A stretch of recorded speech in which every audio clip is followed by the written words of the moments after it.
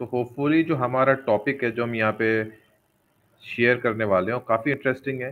عام طور پہ ہم دیکھتے ہیں کہ یوٹیوب پہ تو ہے ہی، لیکن ہمارے معاشرے میں بھی، سوسائٹی میں بھی یہ بات بڑی عام ہوتی ہے کہ جو جادو ہے یا میجک ہے، ایک تو ہمارے انڈین سب کانٹیننٹ میں بہت عام ہے، اور کبھی کسی کا اس ایونٹ سے گزر ہوتا ہے، یعنی کہ وہ اس سب میں انوالو ہو جاتا ہے سم ہاؤ، تو وہ بڑا ڈائلیما میں رہتا ہے کہ یہ بھائی پاسبل کیسے ہوا، یا میرا مجھ پہ جادو ہوا ہے کہ نہیں ہوا، یا میرا ذہنی توازن گڑبڑ ہوا ہے کہ نہیں ہوا. تو اکثر جب بھی جاتا ہے تو یہی بتایا جاتا ہے کہ بھائی جادو ہو گیا تم پہ. اس کو پچ کیسے کیا جاتا ہے کہ بھائی دیکھو رسول پہ بھی جادو ہو گیا تھا، تو جادو تو ہوتا ہے. تو یعنی کہ اب اس اسٹیٹمنٹ کے بعد سے انسان سوچنا ہی بند کر دیتا ہے کہ بھائی جب رسول پہ ہی جادو ہو چکا تھا تو میں کون سے کھیت کی مولی ہوں. کیوں بھائی اسلام بھائی؟ جی بالکل، ڈراپ ہو گیا تھا میں. ہاں کوئی جی بات ماشاء نہیں. اللہ، ماشاء اللہ بہترین ٹاپک ہے، اور میں بھی اس سے آج جاننا چاہوں گا، سیکھنا چاہوں گا. ہوں. اور آپ کیا نیا لے کر آئے ہیں، میں کافی ایکسائٹیڈ ہوں اس بات کو لے کے. اچھا اور ٹھیک ہے، تو اس کی اسکرین شیئر ہو رہی ہے بھائی اسلام بھائی، جی جی جی جی اور ہو یہ رہی ہے سر. پریزنٹیشن آ رہا ہے؟ جی جی آ رہا ہے. ٹھیک ہے ٹھیک ہے، مجھے بس کچھ سیکنڈس اور دیجیے، ابھی میں اسٹارٹ کرتا ہوں. کچھ کالر تو جوائن ہو ہی گئے ہوں گے. جی جی ہے، ابھی کالر ہے. تو ابھی ہم بہت زیادہ جو لوگ دیکھ رہے ہیں ٹینشن نہ لیں، بہت زیادہ لمبا نہیں کریں گے. ہوپ فلی میں کوشش کروں گا 20 سے 25 منٹ یا اور کم میں ہو سکے جلدی جلدی اس کو نپٹا دوں. تو جی پھر کوشچن آنسر سیشن ہو جائے گا، جنرل کوشچن آنسر سیشن ہوگا جیسے وائس اسلام بھائی اپنا ہمیشہ کرتے ہیں، تو اس پہ ہم کریں گے. لیکن یہ میں آپ کو بتا دوں کہ ہمارے معاشرے میں یہ چیز ہوتی ہے، اور اگر آپ میں سے کوئی آپ کی فیملی میں سے یا آپ کے قریبیوں میں سے آپ کے ساتھ جب بھی ہوا ہوگا تو سب سے پہلے ایسے ہی پیچ کیا ہوگا کہ دیکھو رسول پہ جادو ہو گیا تھا. اب جادو کی حقیقت کیا ہے کیا نہیں ہے وہ ڈسکشن نہیں کر رہے ہیں ہم، وہ کیسے ہوتا ہے کیسے نہیں ہوتا یہ بھی ڈسکشن نہیں ہے. رسول پر یہ جو بات بتائی جاتی ہے وہ ہوا تھا کہ نہیں ہوا تھا. ٹھیک ہے، تو جلدی سے ہم آتے ہیں. اور یہاں پہ جو ہم نے تھمبنیل لگایا اس کا ریزن کیا ہے، اس میں میجورٹی آف اوپینین جو انالیسس کی ہم نے وہ ان 2 اسکالرس کی ہے. ٹھیک ہے، اور جو 2 کاؤنٹر ویوز ہیں تو اس لیے ان کا فوٹو یہاں پہ لگایا گیا. آگے چلتے ہیں. باقی یہ ہماری ٹیم ہے، اس میں ہمارا اور بھی لوگ ہیں. ہماری ٹیم تو ہمارا چینل یا وائی اسلام تو صاحب کا چینل جنرل چینل ہے. یہاں پہ جو بھی مسلمان کچھ بھی وہ نالج رکھتے ہیں ضرور وہ آئیں. جیسے ہمارے ایک ہمیشہ جو ریگولر آتے ہیں ہمارے این کے صاحب، میں تو ہمیشہ ان کو یاد کرتا ہوں، اگر وہ کمنٹ میں ہوں گے تو ضرور سن رہے ہوں گے. تو ہمیشہ آئیں سامنے اور اپنی نالج شیئر کریں، کیونکہ یہ کسی ایک کا کوئی لیڈ نہیں کر رہا، اور نہ وہ ٹائم ہے کہ اگر آپ کسی کو ایک کو لیڈر بنائیں اس کے پیچھے چلیں. وہ ٹائم جا چکا. اب آپ کو اپنے اندر تھوڑی تھوڑی میرٹ ڈیولپ کرنی پڑے گی اور سب کو مل کے ساتھ آنا ہوگا، یہ بڑا کام کرے گا. تو یہ میں نے تھوڑا انٹرو دے دیا ہے. کنٹینٹ کیا رہے گا، ٹاپک ہم نے بتا ہی دیا ہے. جو روایتیں ہیں جس میں جادو کا ذکر ہوتا ہے اس کو ہم ایک بار ریویو کریں گے. ٹھیک ہے، وہ کیا ہے.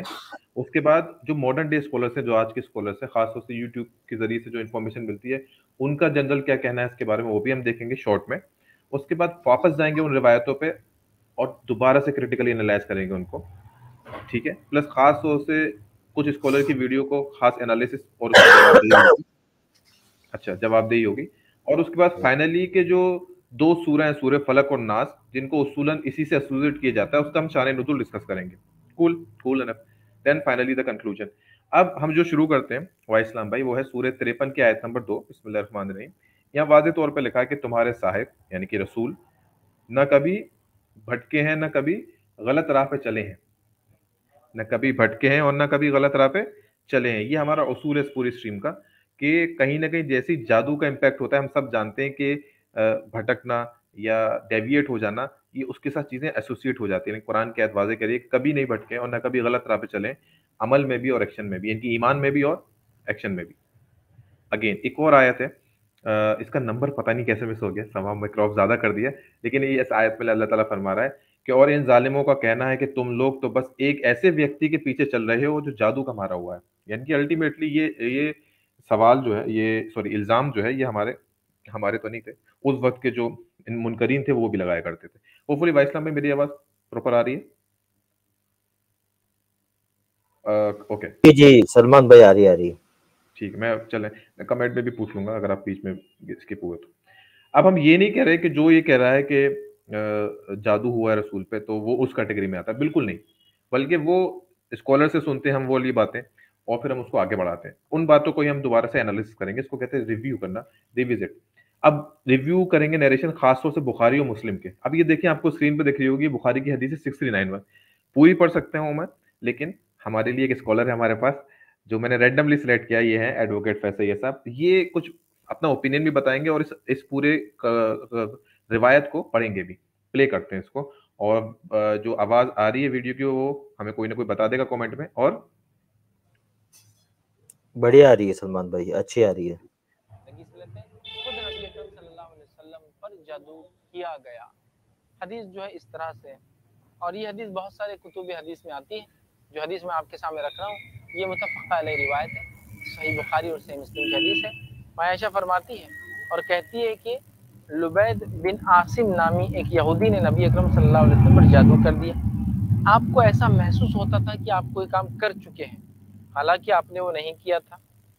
ایک دن کی بات ہے کہ نبی اکرم صلی اللہ علیہ وسلم نے اپنے رب سے کئی مرتبہ دعا کی کہ یہ جو آپ صلی اللہ علیہ وسلم کا کیا ہو رہا تھا, اس جادو کے اثر سے آپ کوئی کام نہیں کرتے لیکن آپ کو لگتا کہ آپ نے کر دیا. آپ کوئی کام نہیں کرتے لیکن لگتا کر دیا. اللہ کے رسول نے خوب دعائیں کی اور پھر فرمایا, اے عائشہ کیا تم جانتی ہو کہ میں نے اللہ تعالیٰ سے اس معاملے میں دعا کی تھی اور میری دعا اللہ تعالیٰ نے قبول کر لیا. مطلب آپ نے دعا کی کہ اللہ ایسا کیوں ہو رہا ہے مجھے, اور اللہ نے دعا قبول کر لیا اور اس مرض کو وہ کر دیا. 2 آدمی میرے پاس آئے, ایک میرے جو ہے سرہانے بیٹھا اور دوسرا میرے پیروں کی طرف بیٹھا. سرہانے بیٹھنے والے نے پیر کی طرف بیٹھنے والے سے پوچھا اس شخص کو کیا ہوا ہے. مطلب یہ 2 آدمی فرشتے تھے جو آئے اور آپ سے خواب کے ذریعے بہرحال یہ ہو رہا ہے. اس میں سے ایک شخص نے کہا اس کو کیا ہوا ہے, تو اس نے کہا کہ اس کو ایک بیماری ہے. دوسرے نے کہا اس پر جادو کا اثر ہے. اس نے کہا کہ اس پر کس نے جادو کیا ہے, تو دوسرے نے کہا لبید بن عاصم نے کیا ہے. پھر پہلے نے کہا کس چیز پر کیا ہے, تو دوسرے نے جواب دیا کنگھی کے بالوں پہ اور کھجور کے جو ہے کھوکھلے جو ہے شگوفے پر. مطلب نبی اکرم صلی اللہ علیہ وسلم جادو ہوا تھا آپ کے کنگھی میں کے بالوں پر ہی جادو کیا گیا تھا, اور کھجور کا جو شگوفے ہوتے ہیں اس کے اوپر جادو کیا گیا تھا. اس کے بعد اس نے کہا یہ کہاں ہے, تو دوسرے نے کہا یہ جو ہے ایک جگہ ایک کنواں ہے وہاں یہ چیز موجود ہے.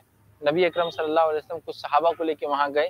جانے کے بعد آپ نے جو ہے وہ بال وغیرہ جو ہے کنویں میں جو ہے جا کے دیکھا, اور ماں عائشہ سے کہا اس کنویں کا پانی ایسا معلوم ہوتا تھا کہ مہندی آمیز ہو. مطلب مہندی جو ہوتی نا اس کے اندر ملی بھی ایسا پانی تھا, اور ایسا لگتا تھا اس کے پاس ایک جھاڑ تھا جیسے اس پر شیطان جو ہے سوار ہے. وہ جھاڑ اتنے دکھنے میں برے تھے.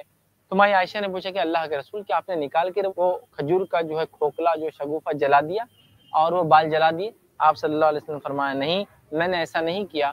اس جادو کا اثر آپ صلی اللہ علیہ وسلم پر جسم پر ہوا تھا, قلب پر نہیں ہوا تھا. ٹھیک ہے, تو یہ انہوں نے حدیث کو پورا بیان کر دیا, باقی اپنا اوپینین بیان کیا ایڈوکیٹ فیصل یہ صاحب نے. اینی ویز, تو یہ جو بخاری کی 6391 حدیث ہے اور اس کے علاوہ اور بھی حدیث ہیں جو اس پورے واقعے کو اسی طرح سے بیان کرتے ہیں جس طرح سے ایڈوکیٹ فیصل یہ صاحب نے بیان کیا تھا. اب اس کو لے کے کیا اس کے رسول پر امپیکٹ تھے, یعنی کہ جادو ٹرائی تو کیا گیا, اب امپیکٹ کیا تھے؟ جیسے کہ ایڈوکیٹ فیصل یہ صاحب نے بولا, جس کا حوالہ تو نہیں دیا انہوں نے, وہ ان کا اپنا اوپینین تھا. انہوں نے کہا کہ جسم پہ ہوا تھا, قلب پہ نہیں ہوا تھا, دل پہ اس کا اثر نہیں ہوا تھا, انہوں نے بولا بنا حوالے کے. لیکن خیر it's a part of faith کہ وہ مان رہے ہیں کہ اگر قلب پہ یا ذہن پہ ہو جائے گا تو پھر وہ وہی کا معاملہ مشکوک ہو جاتا ہے, ڈاؤٹ میں آ جاتا ہے, اس لیے شاید انہوں نے ایسا بولا. لیکن ان کے علاوہ اور اسکالرس کا ہم اوپینین لیتے ہیں کہ ان حدیثوں کی روشنی میں وہ کیا مانتے ہیں کہ جادو ہوا اور ہونے کے بعد کیا حالات رہے یا اس کو کس طرح سے لیتے ہیں. تو یہ جو ویڈیو کمپائلیشن ہے بہت شارٹ ویڈیو ہے جو جلدی جلدی چلائیں گے تاکہ ملٹیپل اسکالرس کا اوپینین ہمیں مل جائے, وہ ضروری ہے. اسی کو ہم کہتے ہیں کہ ریویو. اس کے فائنلی اپنی ریسرچ پہ آئیں گے جو کہ بہت چھوٹی ہے شارٹ میں, اور انشاءاللہ سے کافی چیزیں کلیئر ہوں گے. تو بنے رہیے ہمارے ساتھ, لائک 15 سے 20 منٹ کے آس پاس کا وقفہ لگے گا, دین ہم کوشچن آنسر سیشن انشاءاللہ اسٹارٹ کر دیں گے. تو میں پلے کرتا ہوں.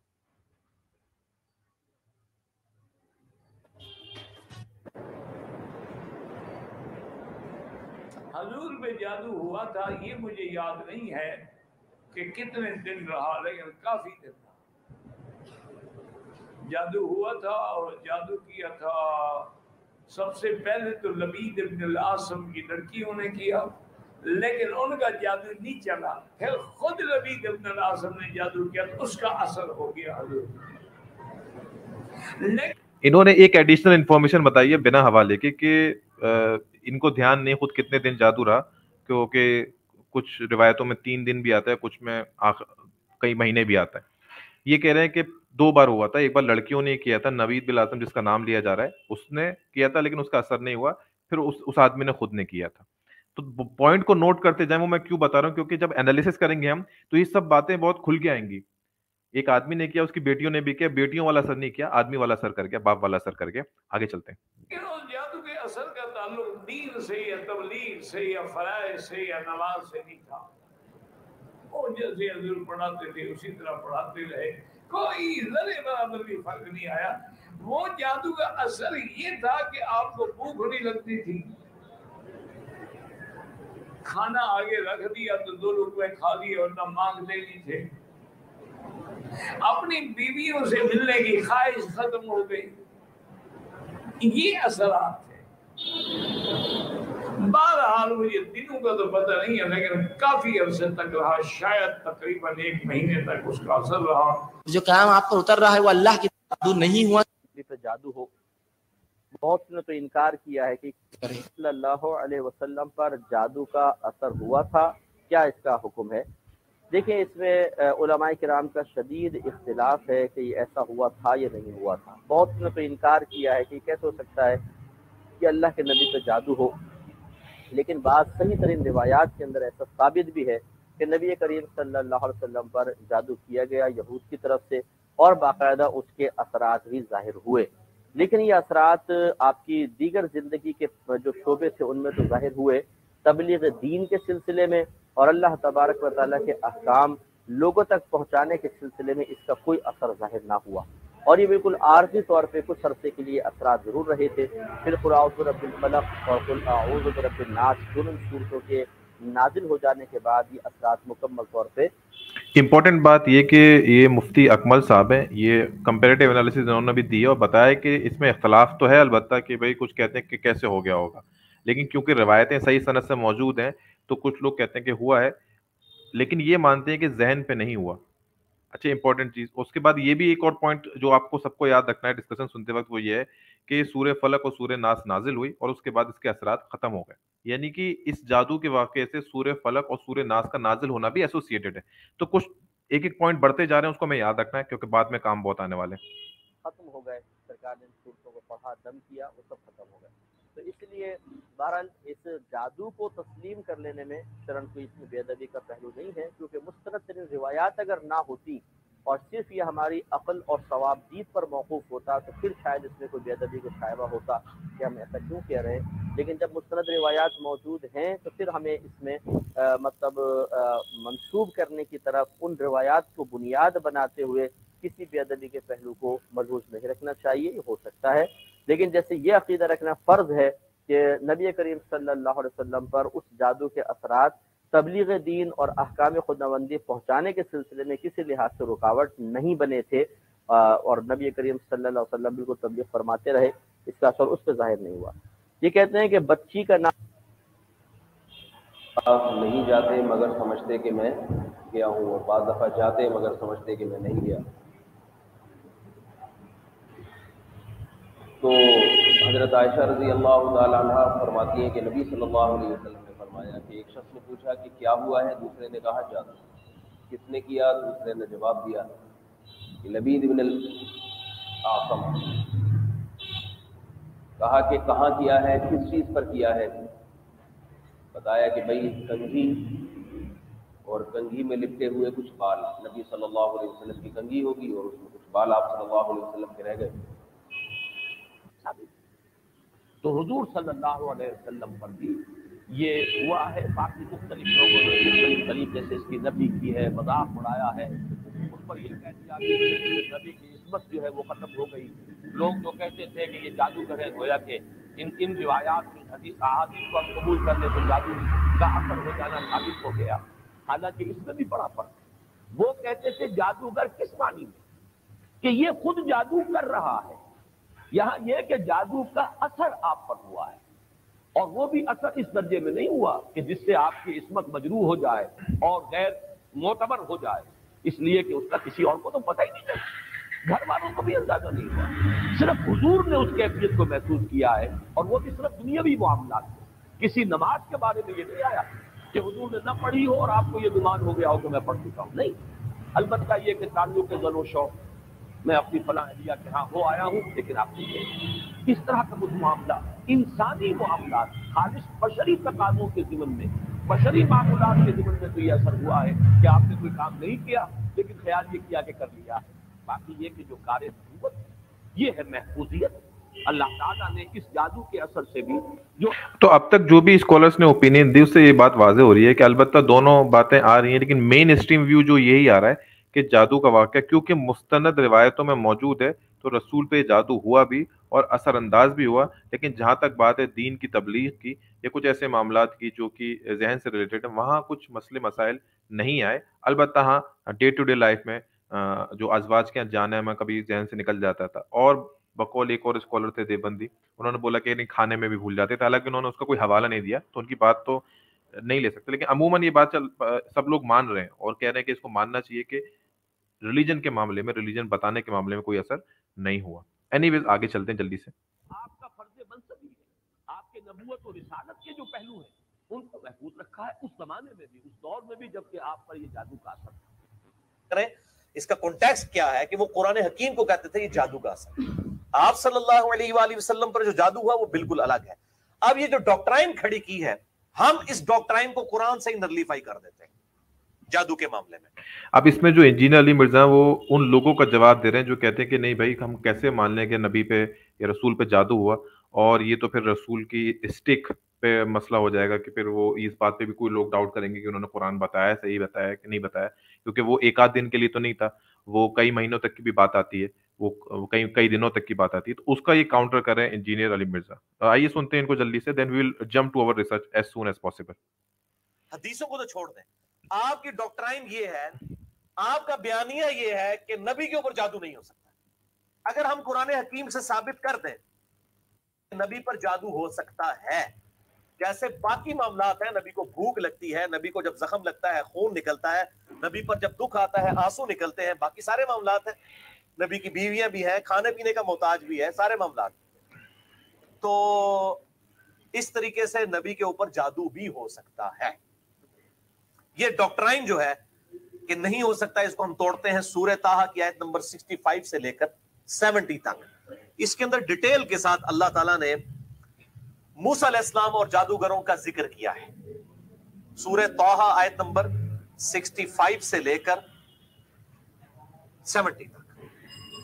قالوا یا موسیٰ، وہ کافر کہنے لگے جو جادوگر آئے تھے، اے موسیٰ، اما ان تلقی و اما ان نکون اول من القا، کیا تم ڈالو گے اپنا، وہ تو یہ سمجھتے تھے کہ یہ بھی جادوگر ہے، تم اپنا شوبدہ پہلے دکھاؤ گے نعوذ باللہ یا ہم دکھائیں؟ قال بل القوا، موسیٰ علیہ السلام نے کہا بلکہ تم ہی کرو۔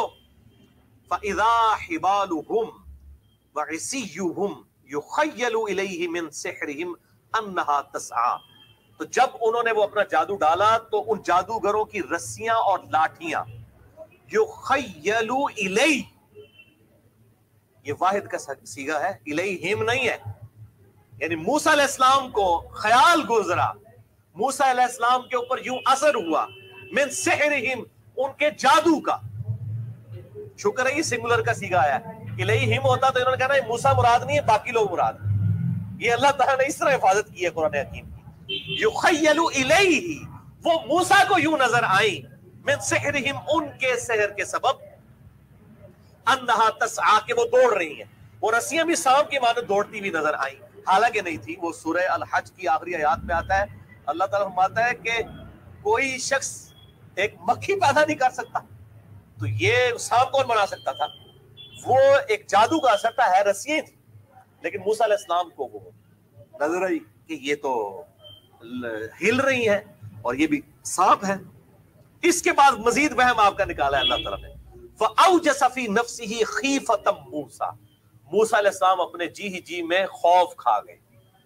اگر وہ رسیاں اور سانپ بھی تھی تو ان کو خوف ہی نہیں کھانا چاہیے تھا، اگر نہیں تھی رسیاں، سانپ نہیں بنی ہوئی تھی، صرف رسیاں اور لاٹیاں ہی تھی، تو پھر ڈرنے کی کیا ضرورت تھی؟ ان کو نظر آئی تو انہوں نے خوف کھایا، تو پھر کیا ہوا؟ قُلْنَا لَا تَخَفْ، اللہ تعالیٰ مانتے ہم نے کہا اے موسیٰ مت ڈریے، इन्नका अंतल आला, बेशक आप ही इन पर गालिब आएंगे।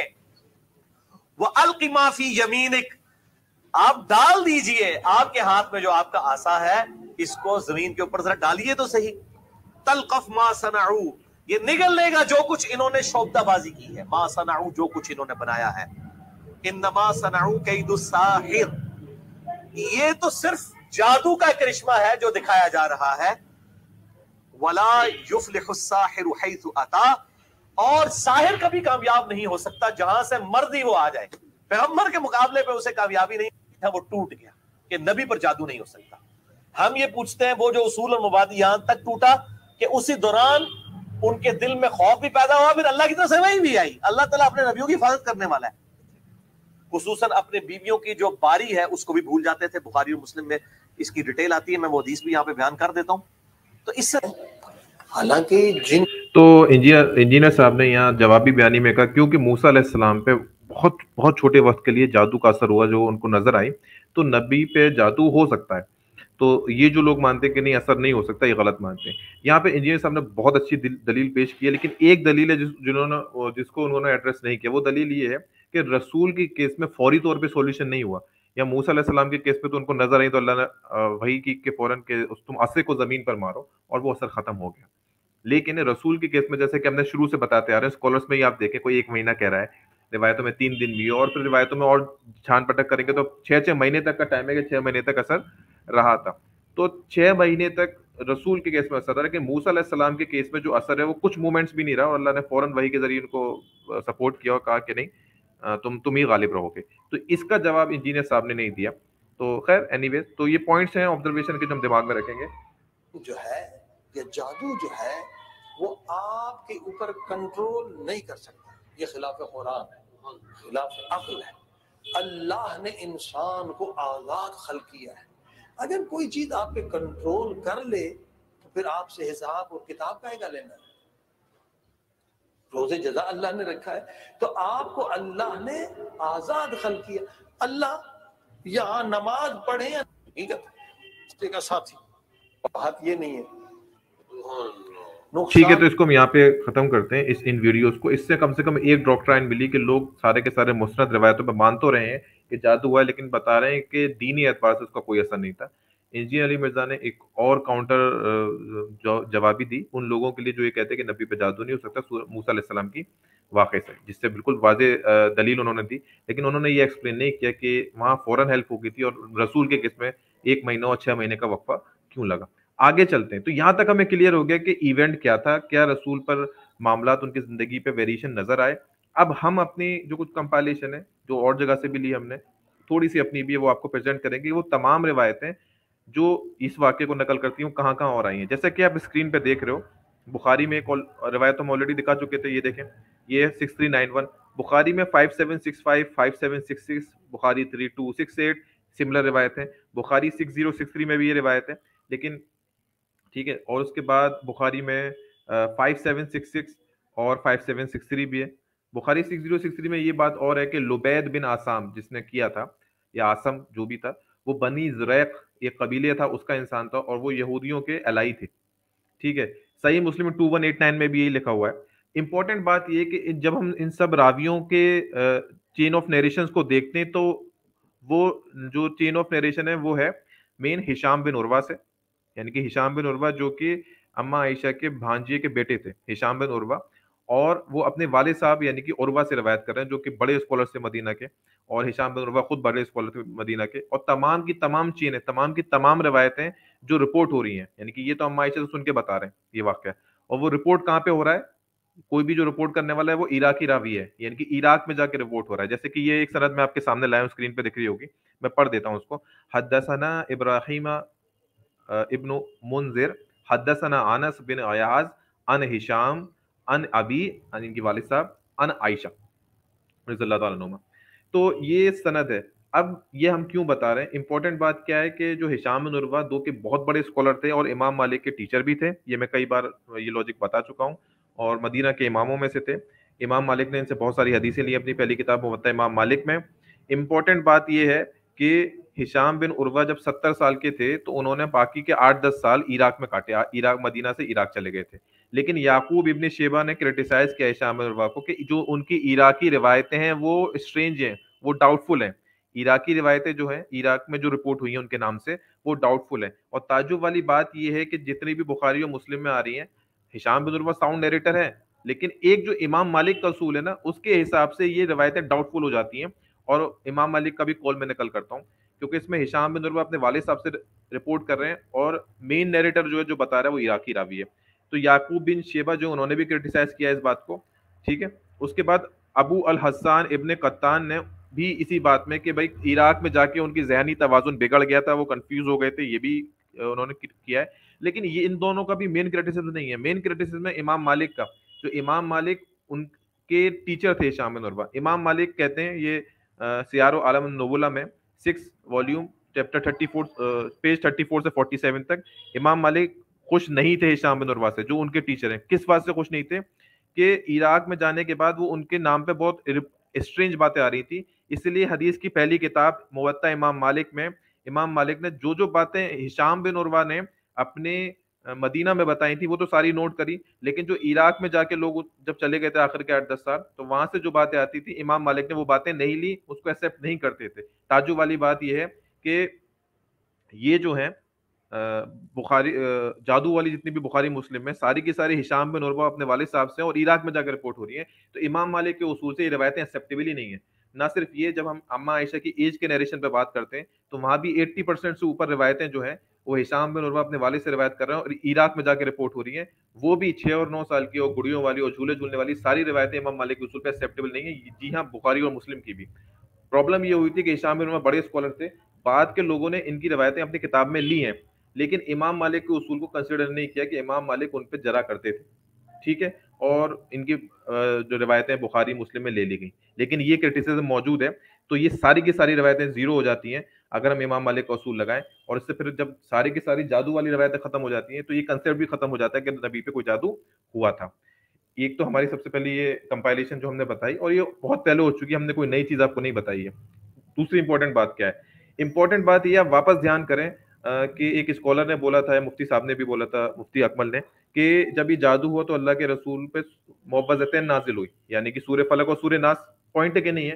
اب جتنی بھی ہم نے آپ کو حدیثیں بتائی ہیں بخاری مسلم کی، اس میں پورا واقعہ لکھا ہے کہ کیا جادو ہو گیا، کنگے پہ بال لگ گئے تھے وغیرہ وغیرہ وغیرہ، لیکن کہیں نہیں لکھا ہوا کہ اس کا سولوشن کے طور پہ سورہ فلق اور سورہ ناس نازل ہوئی ہے. ایک بھی روایت میں نہیں ہے، ایک بھی روایت میں نہیں ہے، بخاری میں نہیں، مسلم میں نہیں، اور جہاں بھی یہ آئی ہیں سیاستہ میں کہیں بھی نہیں ہے. تو سیاستہ کے اسکالرس نے یہ واقعہ لکھا تو ہے اپنی کتاب میں، لیکن اس میں یہ نہیں لکھا کہ اس کے بعد سورہ فلق اور سورہ ناس نازل ہوئی ہیں. جو ہمارے معاشرے میں جو بات فیمس ہے کہ بھائی سورہ فلق اور سورہ ناس جادو ہو گیا تھا رسول پہ، اس وجہ سے نازل ہوئی ہیں، یہ بات سیاستہ سے ثابت نہیں ہے. تو دوسری جو امپورٹنٹ فائنڈنگ تھی امام مالک اور ہشام بن عروہ کے اصول کے بعد، وہ یہ تھی کہ سیاستہ کے اسکالر نے یہ واقعہ تو نقل کیا ہے، لیکن اس میں یہ نہیں لکھا کہ سورہ فلق اور سورہ ناس اس واقعے کے بعد نازل ہوئی ہے. یہ بعد کے اسکالرس ہیں جنہوں نے اپنی انڈرسٹینڈنگ سے یہ بات کو جوڑا، ان کی اپنی انڈرسٹینڈنگ جوڑا انہوں نے کہ. لیکن امپورٹنٹ بات یہ ہے کہ 6 حدیث کی کتابوں میں واقعہ نقل ہونے کے بعد سورہ فلق اور سورہ ناس نازل ہونے کا کوئی بھی ذکر نہیں ہے. تو اب آتا ہمارا آخری ریسرچ، وہ یہ ہے کہ بھائی سورہ فلق اور سورہ ناس کا پھر کانٹیکسٹ کیا ہے. تو میں نے بتایا کہ لیٹر اسکالر جو بعد کے 400-500 سال کے اسکالر ہیں انہوں نے یہ جوڑنا شروع کر دیا کہ جادو کا واقعہ ہوا، سورہ فلق اور سورہ ناس نازل ہو گئی، لیکن اس کا بخاری مسلم اور روایتوں میں کوئی بھی کانٹیکسٹ نہیں ہے. ٹھیک ہے. اب اس بات کو کیونکہ میں نے بولا ہے تو obviously کسی اسکالر کے منہ سے سنتے ہیں. ٹھیک ہے، وہ میں پہلے کر دیتا ہوں.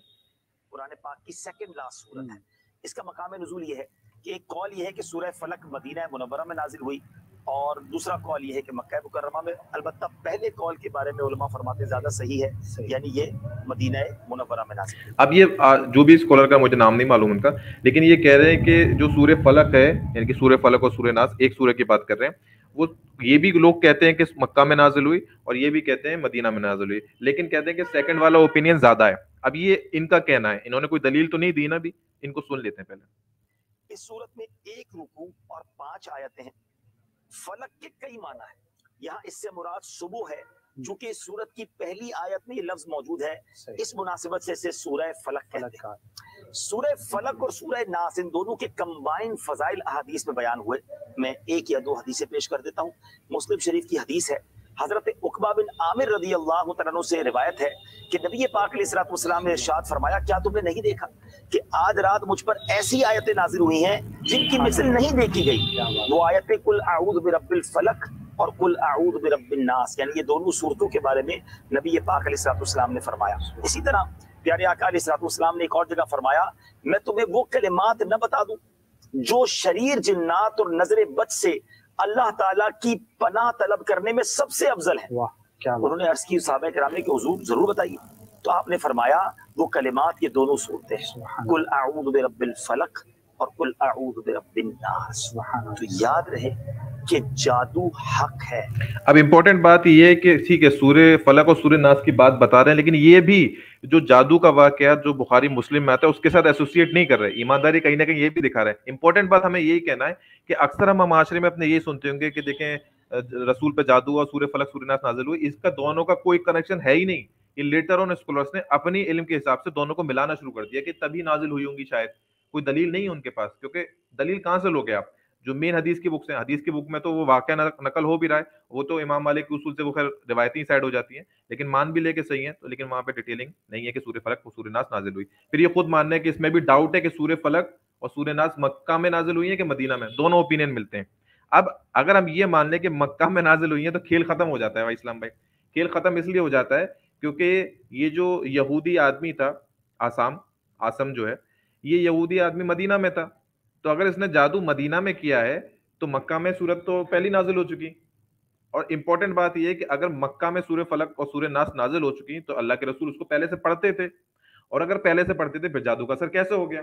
تو لیٹر آن اسکالر نے یہ جگاڑ بازی کری کہ ایسا کرتے ہیں ممکن ہے مدینہ میں نازل ہوئی ہوں گی نا، تو کوئی دلیل نہیں تھی ان کے پاس، نہ آج تک کوئی دلیل ہے، اندازہ ہے، تو دلیل کہاں سے اٹھا کے لے آئیں گے آپ؟ کوئی نئی حدیث تو بنیں گی نہیں۔ تو یہ اختلاف بھی ایک پول کھول دیتا ہے کہ یہ سورہ فلق اور سورہ ناس اس وقت نازل نہیں ہوں گی، اور اگر نازل مکہ میں ہو چکی تھی تو اللہ کے رسول تو پڑھتے تھے، روایتوں سے ثابت ہے، تو پھر جادو کا اثر کیسے ہو گیا؟ تو امام مالک کا اصول صحیح طرف جا رہا ہے کہ ہشام بن عروہ سے عراقی روایتوں والی بات انسیپٹیبل ہے، وہ صحیح نہیں ہے، وہ عراق میں نیریٹ ہوئی ہیں، مدینہ میں کوئی نہیں جانتا تھا ایسی باتوں کو کہ رسول پہ جادو ہوا۔ سفیان بن عیینہ نے خود بولا تھا جب ان کو جادو والی روایت بتائی گئی، حالانکہ مستند سند سے، انہوں نے بولا یہ بات میں نے پہلی بار سنی ہے، حالانکہ انہوں نے بات آگے بڑھائی، لیکن انہوں نے اپنی زندگی میں ایسا نہیں ہے کہ فیمس تھی بات، انہوں نے بھی پہلی بار سنی تھی۔ اوکے، تو یہ ہم نے کانٹیکسٹ بتا دیا اس کا۔ شان نزول سورہ فلق کا سورہ ناس کا جو ہے رسول کے جادو کے واقعے کے ساتھ نہیں ہے، لیٹر آن اسکالرس نے اس کو جوڑ دیا، حدیث کی کتابوں میں ایسا کوئی بھی دلیل ہمیں نہیں ملتی۔ Coming to the next point, یہ اسکرین پہ آپ کو دکھ رہا ہوگا، آپ کوئی بھی قرآن اٹھا لیں، موسٹلی ایک آدھ، میں سارے تو میں نے بھی نہیں دیکھے، مطلب پبلشرز کے حساب سے بول رہا ہوں، تو اس میں دیکھیں آپ سورہ ناس اور سورہ فلق، تو میں زوم کر کے دکھا دوں، یہاں لکھا ہے سورہ ناس مکیہ، سورہ فلق مکیہ، اپنے گھر میں جو قرآن ہے اس کو بھی اٹھا کے دیکھیں، تو 90% سے زائد چانسز ہیں کہ بلکہ زیادہ ہی ہوں گے کہ سورہ فلق اور سورہ ناس کے اوپر قرآن میں مکی ہی لکھا ہوگا کہ مکہ میں نازل ہوئی۔ تو یہ ایک اور دلیل ہے، جب یہ مکہ میں نازل ہو چکی ہیں اور وہ تو یہودی آدمی تھا تو وہ مدینہ میں یہودی تھے، اور پورا واقعہ مدینہ کا ہی ہے اور کافی 4-5 سال ہجرت کے بعد کا ہی ہے، تو پھر یہ ایک ساتھ تو ہو ہی نہیں سکتی، اور پھر جادو کا تعلق اس قصے سے ہونا یہ بھی ایکسیپٹ نہیں ہو رہا۔ تو یہ بھی میں نے آپ کو ایک دلیل دکھا دی، ٹھیک ہے۔ اچھا جی، اب امپورٹنٹ بات ہے جو لاسٹ ہمارا پوائنٹ ہے، وین پھر ہم اب ڈسکشن کرنے کے لیے کالرس کو لے لیں گے، تو جو لوگ ابھی جڑے ہوئے ہیں میں اس کو 4 منٹ میں 5 منٹ میں اینڈ کرتا ہوں۔ سورہ فلق کی آیت نمبر 4 ہے، ہم اس کو پڑھتے ہیں۔ اب ایک اور جو اختلاف ہے جو جادو سے جوڑتے ہیں اور سورہ فلق سورہ ناس کو رسول سے جادو سے، اس میں اور کیا اختلاف لاتے ہیں اپارٹ فرام یہ کہ مکی صورت ہے مدنی صورت ہے، وہ آپ کو اسکرین پہ دکھ رہا ہوگا، میں اس کو اور بڑا کر دیتا ہوں تاکہ لوگ پڑھ لیں۔ یہ دیکھیں، بسم اللہ الرحمن الرحیم، سورہ فلق آیت نمبر 4، ومن شر النفاثات فی العقد، اور میں پناہ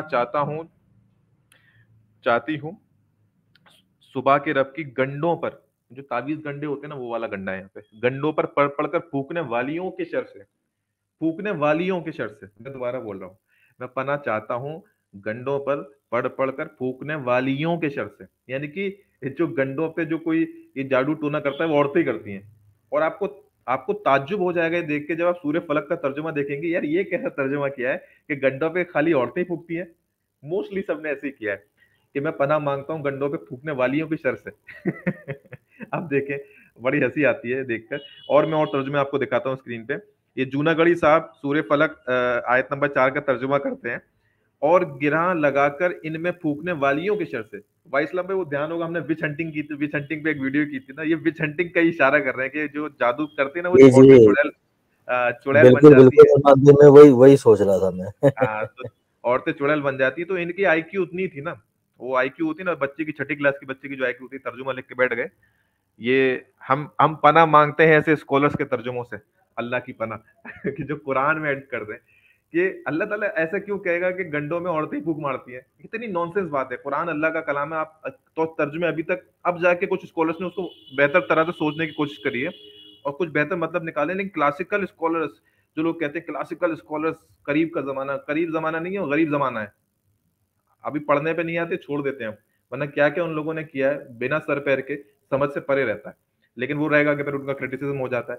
اب یہ کوئی ترجمہ ہے کہ اور میں پناہ مانگتا ہوں گنڈے میں پھونکنے والیوں سے, نان سینس بات ہے. ترجمہ ہوئے ہیں لیکن جوناگڑھی صاحب بھی یہ لکھتے ہیں.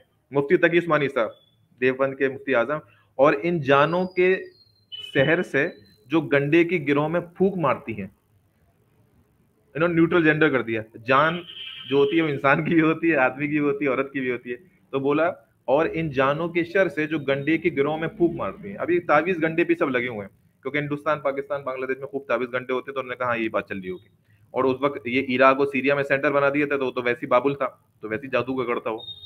کنز الایمان میں اعلیٰ حضرت فرماتے ہیں اور ان عورتوں کے شر سے جو گروہ میں پھونکتی ہیں. تو کنز الایمان میں بھی اعلیٰ حضرت صاحب نے بھی وہی کاپی پیسٹ مار دیا کہ عورتیں گنڈوں میں پھونکتی ہیں. علامہ حسن رضوی صاحب نے تھوڑی عقل چلائی اور انہوں نے لکھا اور خدا کی پناہ مانگتا ہوں اور گنڈوں پر بہت پھونکنے والیوں یا پھونکنے والوں سے. اب بات یہ ہے بھائی اسلام بھائی, علامہ حسن ندوی نے سوچا یار یہ کیا ہوا یار, یہ تو فیمیل ہو گیا. تو انہوں نے تھوڑا عقل چلا کے لکھا کہ پھونکنے والیوں یا پھونکنے والوں کی شر سے. حالانکہ عربی میں وہاں پہ وہ فیمیل والا صیغہ ہے, وہاں میل والا صیغہ نہیں ہے عربی میں قرآن میں. تو ابھی انہوں نے کھیل کھیلنے کی کوشش کری, لیکن وہ بات یہ کہ وہ اصول پہ تو فیمیل ہی ہے, وہاں پہ مونس والا معاملہ ہے. تو مونس میں کیا عورت کی بات ہو رہی ہے کہ نہیں ہو رہی, وہ ہم دیکھیں گے.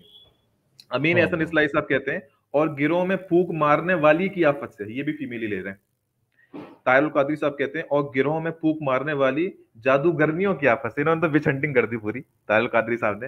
اور گروہ میں پھونک مارنے والی جادوگرنیاں, کیوں جادوگر پھونک نہیں مارتے موسٹلی, میں نے تو زیادہ تر آدمی دیکھے اور موسٹلی عورتیں دیکھی ہیں میں نے, بٹ اینی ویز. تو اب سورہ فلق کے نام پہ بہت جادو پروموٹ کیا گیا ہے, بہت جادو پروموٹ کیا گیا سورہ فلق پہ اور سورہ ناس پہ, اور رسول پہ جادو ہو گیا تھا. پورا سب کانٹیننٹ کا معاشرہ سارا کا سارا اس بات کو پیش کرتا ہے, ارے تم جادو پہ یقین نہیں رکھتے, اللہ کے رسول پہ جادو ہو گیا تھا. نہیں ہوا تھا اللہ کے رسول پہ جادو. بخاری مسلم کی جو روایتیں ہیں امام مالک کے اصول پہ 0 ہو جاتی ہیں, اور اسی کے بنیاد پہ ساروں نے ایون انٹرپریٹیشن میں بھی ایڈ کر دیا ہے. امپورٹنٹ بات کیا ہے بھائی اسلام بھائی, آپ یہ خود دیکھیں کہ ابھی ہم بخاری مسلم کی جو روایتیں ہیں اس میں جادو مرد نے کیا تھا کہ عورت نے کیا تھا؟ ہاں وہ پہلے لڑکی کا بتاتے ہیں, وہ لڑکی کا تو خیر ہے نہیں, مرد نے کیا تھا اس میں. تو بخاری مسلم کی روایتوں میں تو وہ مرد نے کیا, آسام نے کیا ہے, آسام جو بھی ہے انہوں نے کیا ہے. اور اگر محبتیں نازل ہو رہی ہیں تو یہاں تو جادوگردیاں ہیں. تو پھر کیا ہوا, تاریخ میں کہانیاں سنائی گئی. ابن کثیر نے خوب لمبی کہانی سنائی, دل تو میرا چاہ رہا ہے لیکن کالرز بور ہو جائیں گے, پھر اس کو نہیں لیتا میں بھی. تو انہوں نے بولا نہیں, اصل میں اس کی بیٹیاں تھیں, بیٹیوں نے بھی ٹرائی کیا اور پھر وہ کامیاب نہیں ہو پائیں, اور پھر بیٹوں نے بھی کیا. اب کہانیاں جوڑتے رہو نا, کوئی سند میں تو نہیں ہے نا بیٹیاں, وہاں تو آدمی ہیں. ترجمے میں آ رہا ہے کہ فیمیل مونس کا صیغہ, تو آپ کہانی سمجھ لو. تو اب اس کا ایکسٹریکٹ اور لوگوں نے, ماڈرن اسکالرس نے کچھ نے ترجمہ کیا ہے, آپ جس کا چاہے مانے, again it's up to you, آپ کیسے سولو کچھ کرتے. بٹ جو بیٹر قرآنک انڈرسٹینڈنگ سے جو ترجمہ ہے, جو ہماری ریسرچ کے حساب سے ہم نے کمپائل کیا کچھ اسکالرس کا, وہ میں آپ کو دکھا دیتے ہیں. آپ کو مرضی ہے ماننا ہے مانے, نہیں ماننا نہیں مانے. لیکن کنکلوژن آج کی ڈسکشن کا یہ ہے کہ مستند روایتیں موجود تو ہیں بخاری مسلم میں اللہ کے رسول پہ جادو پہ, لیکن امام مالک کے اصول سے سب 0 ہو جاتی ہیں. اللہ کے رسول پہ جادو نہیں ہوا.